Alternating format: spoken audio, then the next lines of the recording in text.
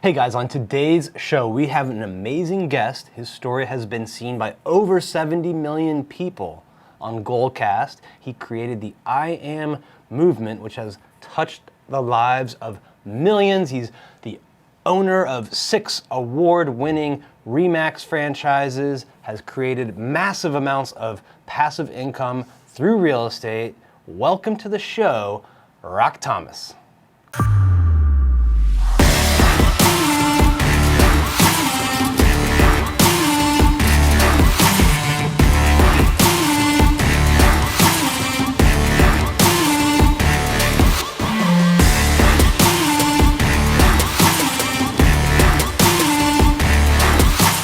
Well, welcome to the show, Rock. I am excited to have you on. You of course, did our digital summit last year, and I know you gave our listeners a ton of value at that platform, at that venue, and I'm excited to bring you to our investor crowd through the HyperWealth show, and it's just an honor to have you on again. Thank you. Well, it's always fun to talk with a badass who's dedicated to making people's lives better, so I'm happy to be here. Oh, thank you. Thank you for that. I appreciate that. So, yeah, today we're going to dive into real estate investing. Before we kind of get into the nitty and gritty of your philosophy, why don't you just give everyone out there a little bit about your background and how you got started in investing in real estate? God, it's a really fascinating story because there's 2 ways to motivate yourself, I think. One is inspiration through vision, through thinking about what you want. The other one is when you back yourself into a corner and you get desperate. And that was my story. I bankrupted a restaurant. I moved to Quebec City up in Canada where I didn't speak French. I got a job parking cars at Hotel des Gouverneurs. Job as a flight attendant. A lot of the listeners probably aren't old enough to imagine that I made $13,500 a year as a flight attendant. And then I was looking through the area for something I could buy. And there was this book I read by Robert G. Allen called Nothing Down. Have you heard of that book? I have not, no. Yeah, it's way back in the old days. But anyway, I made an offer on the house for $62,500, a 3-bedroom, 1 level with a basement. And it had 4 people that were in need of assistance. One needed insulin shots, other ones needed some help. So they were kind of handicapped a bit, but I was able to make $2,400 a month of revenue while living upstairs, and I had them in the basement, and I hired somebody to take care of them during the day. And I bought this house with $2,000 down on my credit card, a balance of sale. And with that revenue, I was able to live for free, pay all the bills, put some extra money in my pocket, plus my 2 other jobs, and pay back the $20,000 I borrowed from my mom within 18 months. So there's so many ways to get into real estate, but that first way where you rent out some rooms in a house is a pretty popular way if you don't have a ton of money. I'm just shocked by those numbers. I don't know how many people out there just might have trouble grasping how insane that is to get $2,400 of revenue off of a $62,000 asset. Like in my market right now, there are places that cost you over $400,000, maybe even close to $500,000 to get that kind of monthly revenue. Yeah, I know. Well, there was work involved, and I did have to feed them. So there was additional expenses. But what I created was a place to live for myself for free, an asset that was appreciating, paying down the mortgage, and some extra money in my pocket after I'd paid off some staff and bought food. It required a lot of sweat equity. But, you got to ask yourself, how hungry are you to make it work in your life? How badly do you want to get forward quickly? And a lot of people, well, I don't want to do that, or I'm not in the mood, or I don't want to rent a room in my house, or, well, then you don't want it that badly. I bought a house 5 years ago for my mom, which is like, now take it to the other end. I was looking for a house to flip, and I showed it to her, and long story short, she started crying when we were in this vacant home. And I'm like, what's going on, Mom? She goes, it reminds me of the house I grew up in. And I go, really? And I thought about it, and I go, yeah, it is. It's a little house crammed near the end of the road, tiny little rooms, 100 years old. And so instead of buying it and flipping it, I bought it and I moved her out of her assisted living into this house. And she lost 40 pounds and she now Airbnbs one of the rooms in the house. And she makes enough money, she was able to go buy herself a Honda Civic. And she's 83 years old. So if she can do it at 83 and I did it at 24, it's because you're hungry enough to do it. I say to people, if you're going to do something well, you got to be obsessed. You got to be obsessed. Every great person that ever did anything was obsessed. Edison was obsessed. Michael Jordan was obsessed. Tiger Woods is obsessed. And if you're not obsessed about real estate and you're not paying attention to the details, chances are you're not going to get where you want to go very fast. Yeah, I agree. I think that's people that are at the top of their game are just so focused on it, so obsessed about it. I couldn't agree with you anymore. And I like how you were able to bracket that story that, you did this in your early 20s. You had someone, your mother now doing it in her 80s. So really you're never too young, never too old to do this. And I think, looking back to when you started compared to today, with the sharing economy tools that are out there through VRBO and Airbnb, Craigslist, like there's a ton of different ways you can house hack, right? Like I know some people have long-term roommates, they buy the townhouse, rent out 3 rooms, live in the 4th. I know there's probably other people, this takes a little bit more work, but they take transient people in those extra bedrooms and get higher rates because it's short-term rental, right? Yeah, I have a house here in Phoenix. I moved to Phoenix. I have a guest house, and the guest house I rent out to Airbnb. The house here, it's a $1.6 million property, probably cost me 10 grand a month, all in, etc. So I make $2,000, $2,500 a month on my little Airbnb in the guest house. It's too big for me. I don't use it anyway. I never notice anybody's there. I've leveraged the management of the Airbnb to somebody else. I do absolutely nothing. And I bring in another $2,000 or $2,500 a month. So I save about probably 35% of the total cost of my property just by being creative and being intelligent and paying attention. As you know, I have a mastermind group called M1, and we teach people how to do Airbnb. And I had this guy who's a CPA, just an average guy who went and got his degree and a beautiful student loan, and with the hope and prayer that, one day at 65 he'll retire. And we put him through an assessment to discover what his gifts are. And one of the gifts he has is the gift of teaching, but he didn't know it because he's stuck, doing financials. And again, back to the point of desperation or inspiration, he has a son who had a rare illness that requires oxygen watch almost 24/7 in case his breathing changes. So he's massively motivated to find a way for his wife to not have to work anymore. So we introduced him to this Airbnb course. He took the course, he bought himself a property, then another property. Then he realized that you could rent properties without owning them, and you can Airbnb them and partner with the owner. So he started doing that. And then he got so good at doing it, he started to teach it online. Now he has an online course that he teaches other people how to do what he did. He's retired his wife, he retired his mother, and he retired himself, all in 18 months. And now he's the Airbnb guy. You can look him up, and he's killing it. So there's so many ways you can do it if you're committed and creative. I tell people, you've got to look at the belief system you have. We've all been programmed, most of us poorly, by the people around us. But one belief I would invite people to consider is that when you are completely committed and you're willing to be creative, curious, you can achieve anything. That is just a crazy, amazing story. I'm glad you shared that. So, he started off just doing Airbnbs on his own stuff. And then you mentioned he's renting places and then Airbnbing them. So is he getting like a long-term lease and then he goes out and so we teach people how to go to vendors that are renting their properties or maybe having trouble renting their properties. And we give them a script, and it might go something like this. Hi, I noticed that you're trying to rent your property. I have some out-of-town clients. I manage properties.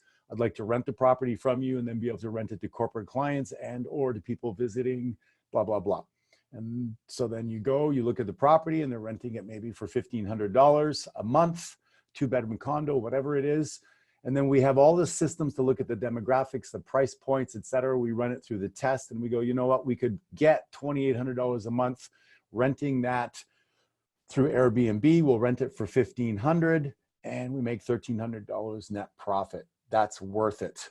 And then we look at ways to maximize it, et cetera. But we know the ratios. So now you don't own the property and you either get the seller to invest in the furniture or you invest in the furniture and then you keep more of the profit. If you get the owner to do it all, then you just take a management fee like a property manager of 20 to 25%.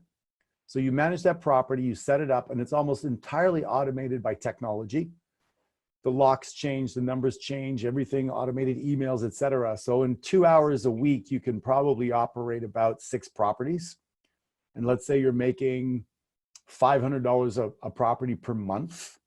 You're looking at $3,000 for maybe 10 hours a month. Now there'll be initial setup and organization, but once you get it on a track, I don't know about you, but if I'm working, most people do 10 hours in a month and they can make $3,000. I think they'd probably be pretty happy as a sidekick doing that. Yeah. I mean, that's not even, that's like 25% of a really, really short work week in my mind. So yeah, exactly. And you have zero, really, really very little risk. And then once you do that and you get good at it, what we have is we're scaling people. And I've created 52 millionaires through the process of helping people find the niche that works for them. And real estate's just a great vehicle. It depends what you want to do. We do student housing also. We do storage containers. We have people that invest with us or we train them to do it. It just depends on what they want to do. That's awesome. It's amazing that you're doing that. What are some of the other ways that you're either, doing yourself now or have done or teaching other people to do for wealth creation? So typically what we do is we find really good operators, Dan. With this really good operator, he's a double major in physics and math, and he was doing student housing. And he was doing a good job doing it. And then we came in and we saw what he was doing, and we realized that we could scale that for him. So what he did was he took every single construction job needed to renovate a place, and he sat there with a paper clip and a pen, and he had, let's say, 3 electricians come in and install a dishwasher. He put them on a stopwatch, tested it, and he did that with putting in a plug, putting up gyprock, painting, et cetera. So he had a spreadsheet of 402 different things that could be done in any property. And then he had it down to the science that in order to put in a plug, it would take 13 minutes for an electrician to do that, and that the average cost should be $68.25. So then they go in, find a property, they map it all out, and they know that in 9.3 days, for $8,400, they can renovate this place and get it up and running.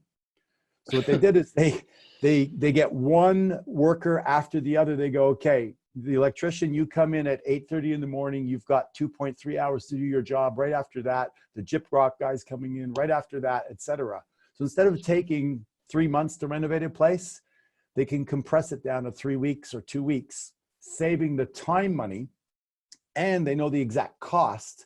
So they can go in and efficiently bid on properties. So we've improved every area of the process from amateur to professional. And then as a student, students don't need more than 85 feet of space in a room. They just want a desk and a bed. So we take a typical 2-bedroom, turn it into a 3 or a 4-bedroom, and we increase the return on the property. So we'll buy a place for $900,000. We'll go in, renovate it, put in $50,000, turn around and sell it for $1.8 million. Wow. I might need him to come help on some of my projects and get the timing and cost down that exact. That's great.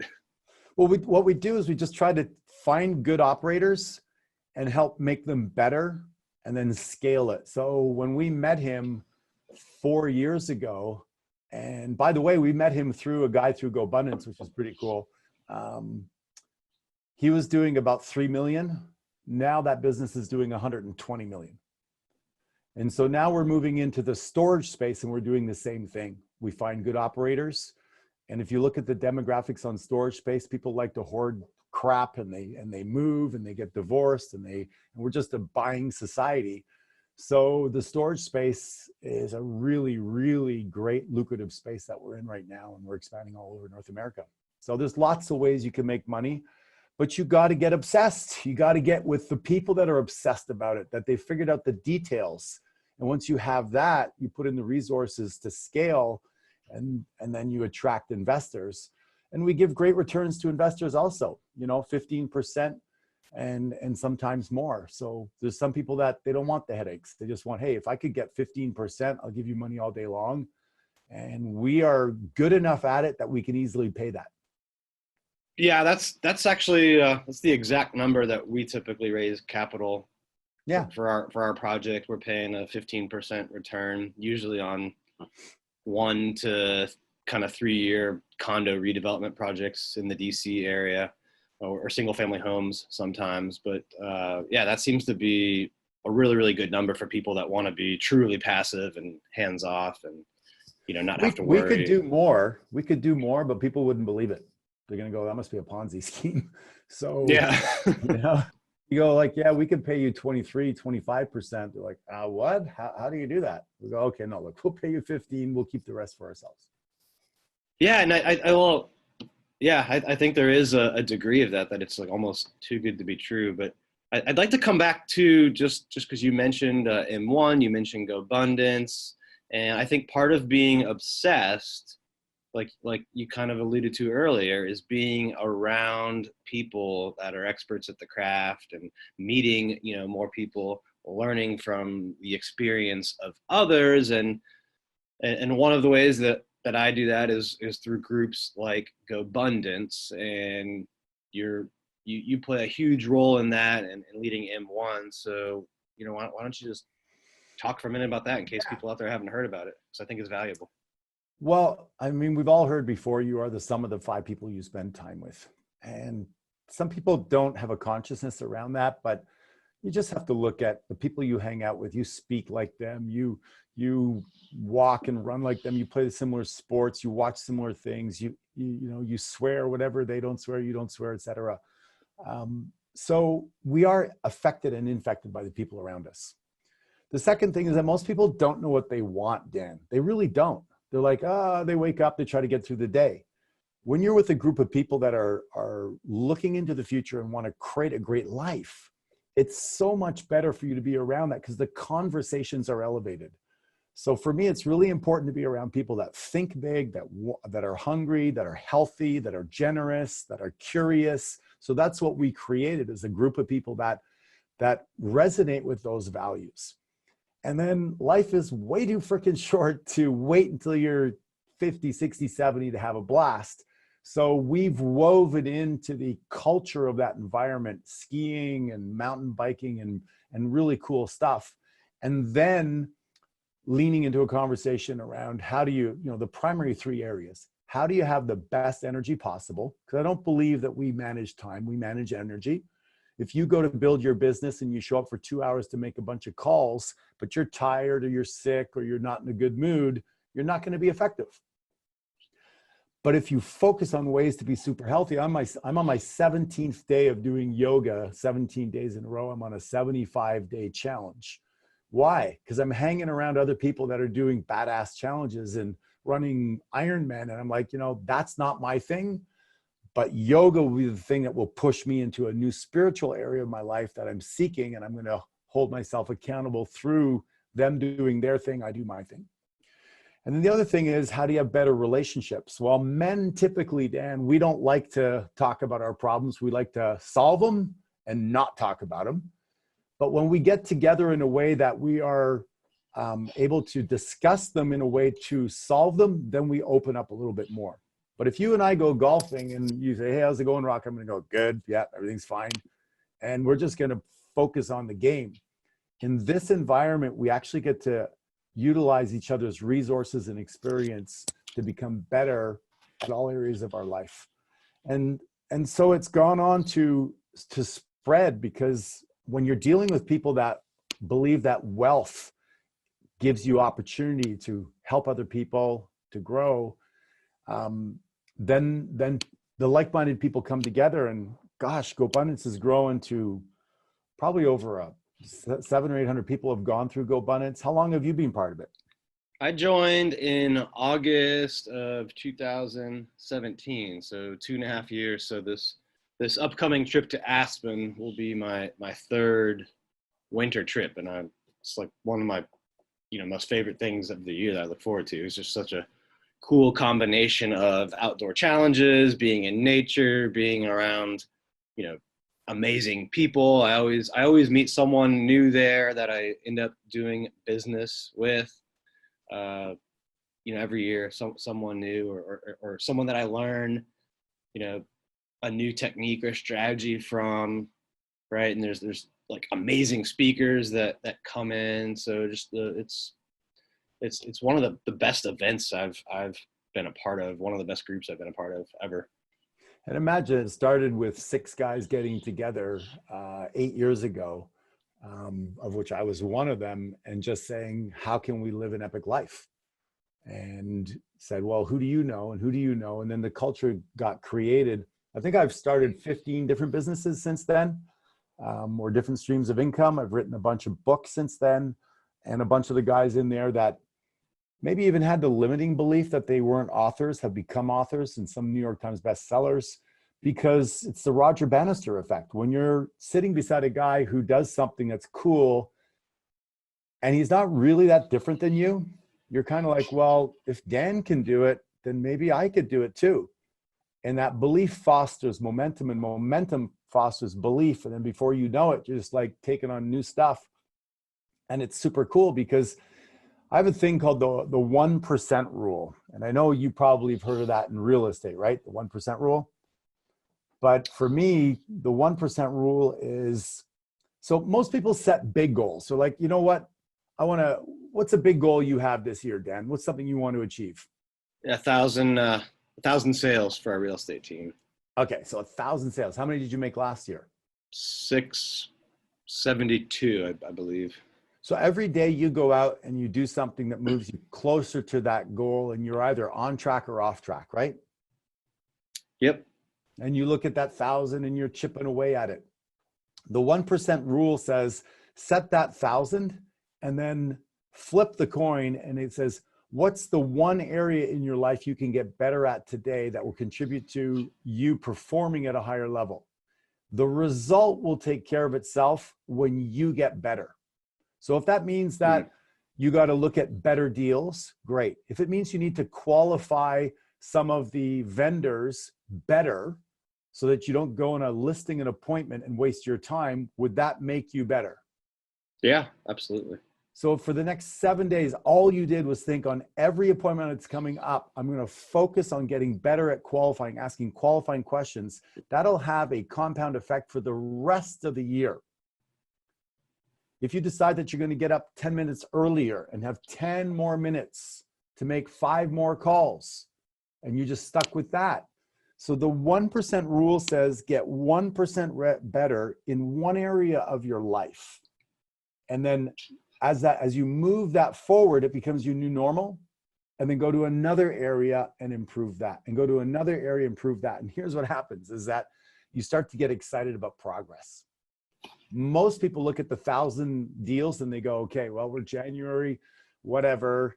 We should be at 100. We're at 90. Shit. Damn it. We're behind. And the emotional state that we live in, Dan, is the quality of our life. So why not live in progress, curiosity, momentum, inertia, feeling good about getting better? So it's a question of, what do you focus on? The gap between where you are and where you want to go, or the gap between where you are and how much you improve that day? You see the difference? Yeah, that's pretty powerful. I mean, there's so much in there that I think people can learn from, and really just the main 2 points are working on yourself and feeling like learning to feel good and enjoy yourself and enjoy life. And I think if you do those two things, the result will come eventually. Like, Yeah, because what was your goal for last year for selling properties? How many? last year it was 1,000 as well. Okay, so and you sold 600 or so, 600, which is amazing for most people. It's like it's 1% of 1% in the world, and most people would be like ecstatic. But if your goal was 1,000 and you hit 600, guaranteed at some point in time you had an inner narrative with yourself of beating yourself up. I could have done more. We didn't hit our goal. Frustration, disappointment. No? Yeah, there were definitely those moments, but I think, just looking back, we tried to stay focused on, or at least I did, like, okay, this is where we were this time last year. And, we did better in these areas. We need to work on this. So I tried as best I could to kind of stay in that zone and that line of thinking. It's just self-defeating if you kind of go down that trap of like, I'm behind and how am I going to catch up? And like, you got to stay out of that mentality, I think. Yeah, well, great leaders do. And that's one of the reasons you're a great leader, is you have the ability to reset and refocus. Most people don't. They set a goal, they fall short, they beat themselves up, they fade off, they eat some food, they watch Netflix for 4 hours, and then they rationalize why, they didn't really care about the goal anyway. And then they live an average life, right? Grant Cardone, be obsessed or be average. So for me, I say 1%. Choose something you're going to get 1% better at today. And for me, and for instance, right now with yoga, I hold a pose a little bit longer. I stretch a little bit more. I wait a little bit longer before I take a sip of water in my hot yoga class. Every time I do that, I give myself a little pat on the back and I'm like, yeah, this is great. I'm moving. And every pose helps me get better in another area. Every time you get better at putting a listing on the market with the right pricing and the right marketing, it sells quicker. It's easier for you to now feel confident about the next property and have a testimonial for the next property. So it's so crucial in life that we pay attention to the details and that we get better bit by bit. Yeah, I think part of what you might want to add to that, or what people out there watching might want to think about, is a lot of times that just getting 1% better, like, it's not going to make these huge visible changes at first, potentially, right? That doesn't mean changes are not happening at all. Like your resolve is getting better, your state of mind's getting better. Maybe at the molecular level, like your blood is getting better and healthier as you're doing these yoga poses. But then I think at some point, all of a sudden, you're going to get exponential, like, compounding growth. Like, there is this compound effect that, like, people like Darren Hardy and others have talked about. And that, at some point, if you stick with it, all of those little changes are going to add up, and 1% growth today is going to be a whole lot more than 1% growth 2 or 3 months ago was. But I think a lot of people just, that they quit too soon because they don't see big enough results early enough, and they don't stick with it. Yeah, I would agree 100% with you. We live in an immediate gratification society. People aren't willing to play the long game. They don't want to have to follow up. They want to hunt and kill and eat. And all the successful people, almost all the successful people I study, and I've studied a lot of them, they judge the day not by their harvest, but by the seeds they plant. Judge the day by what you can control. Throw the basketball 500 times at the net every day as a practice, and you will get better. You don't have to necessarily keep your score at that time. You have to be willing to show up and do that. So you have 2 hours to make calls, make your calls for 2 hours. And you make 36 contacts, try to make 37 tomorrow. You make 2 appointments in 2 hours, make it your goal to cut off the calls that are just somebody that's bored at home wants to chat with somebody. So like, you have a consciousness about getting better, and before you know it, you're up to 42 contacts in 2 hours, and then 44, and you raise your standards bit by bit. And 6 months later, like you said, Dan, is that compound effect. Now, all of a sudden you're booking 3 appointments in 2 hours instead of 2, and you've totally changed your career. Yeah, I agree. And I see it, I've seen it myself. I see it with agents that we bring on, our team. Like the first week or 2 of calling, they maybe book like 1 appointment. Then all of a sudden, like one day they come in like 2 hours, they book like 4 or 5. And, the ones that can get through that initial period and stick with it are going to experience that. And it's cool when you're on that wave and you get to experience it. I feel like it's very empowering and liberating and just amazing when it happens. You just have to be patient enough and consistent enough to stick it out until that moment comes. And maybe the second part to that, Dan, is the ability to visualize. I think great, people are forward focused. They're looking at what's the goal? What do I want to create? What do I want to give? Who do I want to spend time with? What kind of house do I want to live in? What kind of car? What kind of trips do I want to go on? That's going to require that I show up and I be super successful today. And I know that there's the 4 stages of learning. And initially I'm going to suck at what I do because I don't know what I don't know. But if I keep on plowing at it and I audit myself every day and I check in how I'm doing and I improve and I take notes and I get better, then I will be a master of it.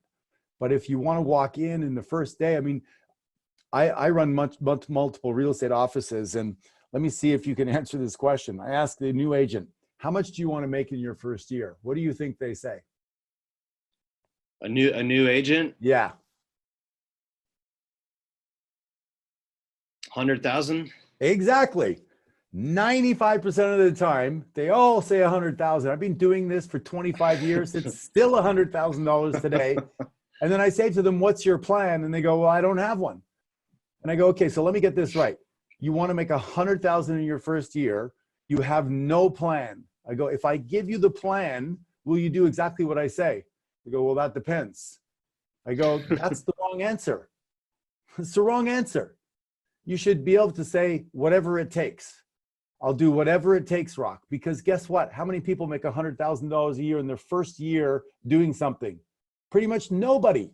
Yeah. Come out of law school, you're going to work, as somebody's little bitch running around doing paperwork. You're not going to make $100,000 while you still have a $300,000 debt. You want to come into real estate, make $100,000 in your first year. You're going to have to roll up your sleeves. You're going to have to work hard. You're going to have to learn a bunch of stuff you don't know, because that's the nature of things. So people have to understand you got to go through those 4 stages of learning. And then when you get through it, if you have a career where you can make $100,000 a year, you're way above the average person. So there's going to be a price to pay. Otherwise, everybody would be doing it. If you could just walk into the office and on day 1, start knocking out sales like this and getting $8,000 commissions, don't you think somebody go, hey man, you should get into this business? I just started my first day. They handed me a lead and I listed the property. I showed one person and it sold and I had no problems. Hey, mom, come into business. Hey, you all right? Doesn't work that way. So the vision, the ability to cast the vision, know the obstacles are there and be willing to grow through them and fight through them. That's what most people don't have. And that's why they're like, oh, I didn't feel like doing that. And they try something else.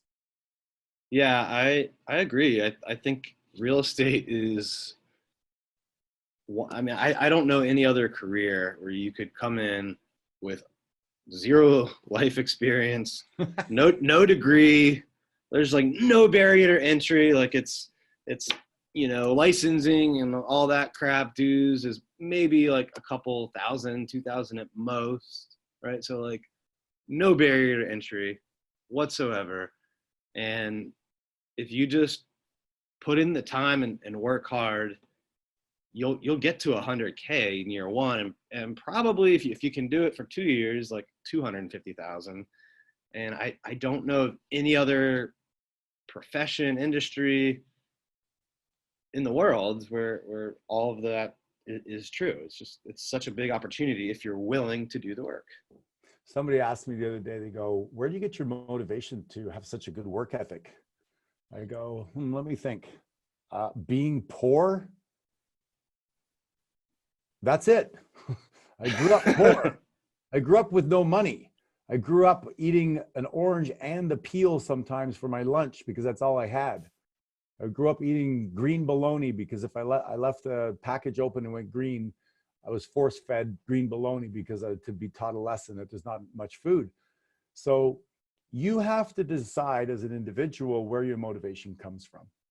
In M1 as a mastermind, we spend it's a 1-year program. We spent the first 4 months getting to learn what your programming is, Dan. Where did it come from? What's your belief system? What's going to happen when it gets tough? What's going to happen when you're tired and you don't feel like making your calls? How are you going to respond? What is your level of freaking commitment to life, right? One of the things I do now when I speak, I go around, I do push-up contests with anybody, anywhere. Like, anybody want to go? Let's go. I don't care if you're 22, you work out twice a day in the gym, or you're 77, you're female and you do CrossFit, whatever. Let's go. Why do I do that? I'm 57 years old. I can bang out about 80 push-ups because I pay the price of practice of doing it in private on a regular basis. And I want to show people that it doesn't matter how old you are. Energy is an option for you. You can choose to pour yourself into yourself, or you can be a spectator. So for me, if you're going to win at this game of life, we spend 4 months trying to understand how screwed up your mindset is, because we're all screwed up in different ways. And then what are some new beliefs we can introduce that are going to serve you? Then condition them in.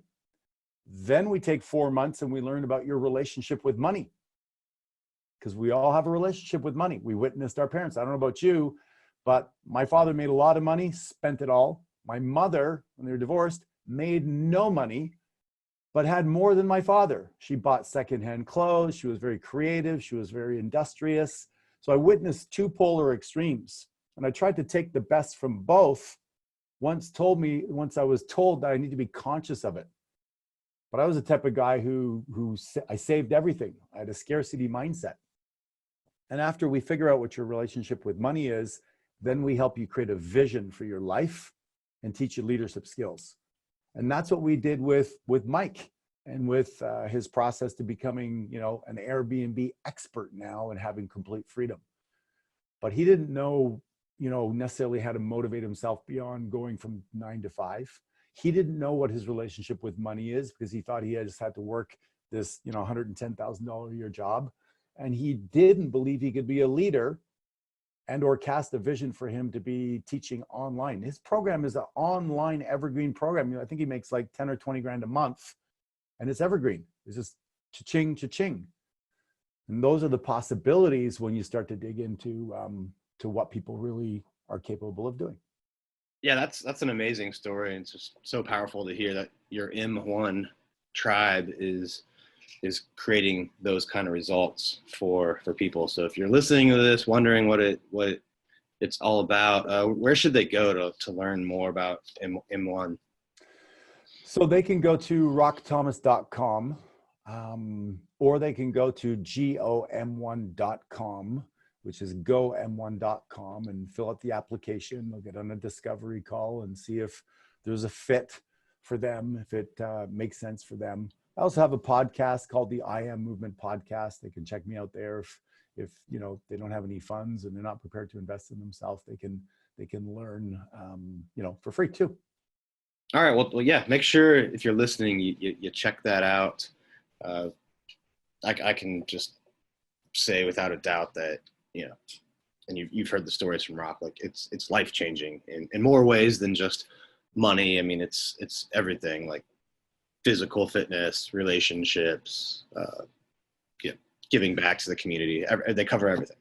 Check this out. I got a guy who came to one of our events, and he's in our program, and he's suffered from back pain since he's 15 years old for 17 years. And he figured that it's just the way it is. And he came into our program, and we, the craze of the Pelotons going around right now. Yeah, everybody's on the Peloton. So he got caught up in that with a bunch of us, and I'm virtually plant-based now. I eat that way. So we got him on that train. He has not been under 200 pounds for almost 20 years. He's now at 198. He's doing the Peloton almost every day, eating plant-based, and zero back pain. Wow. I was on a call with him 2 days ago, and he was crying in gratitude. He goes, Rock, I have to tell you, I had given in to believing I would have chronic back pain for the rest of my life. And he also got into Airbnb because Mike's teaching him. He's got an Airbnb. He just booked already $5,000 worth of revenue. He goes, I can't even tell you what this means for me and my family. I've got now a side hustle making money. My business is taking off because I'm confident. I'm walking in there. People are like, what's going on? He goes, I just feel great. People are asking him what he's doing, and he's got no back pain. Like, that's what gets me excited. That's what gets me fired up, is having that impact on people's lives. Yeah, I like to help people make money, but like you said, Dan, it's not just the money. It's the whole picture we want. We call it the whole life millionaire for a reason, right? Yeah, I mean, you can't just have money and all of a sudden have an amazing life. Like you need the other components to be working there as well. And yeah, I mean, money makes you have better choices and all that sort of thing, and that's awesome, and you can help more people. But there's plenty of people that have a lot of money that live in terrible emotions. They're pissed off, frustrated, angry. They're afraid they're going to lose everything. They're in lawsuits or whatever.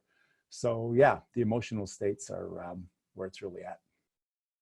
yeah, well, Rock, this has been great. Before we sign off, I'd like to just end with what's your one piece of real estate investment advice that, you know, if you just had to boil it down to one thing that you would give someone, what would you tell them?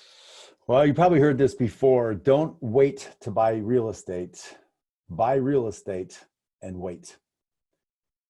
It's the long game too. I bought a piece of real estate in 1999 for $781,000, and I took everything I had to scrape together $125,000 to buy it. It was a commercial piece of real estate, 11,000 square feet. I was freaked out that if anything went wrong, I would lose everything. I borrowed money. I had to balance the sale. I had to be creative. And today I still own that property 20 years later. It's worth $4 million.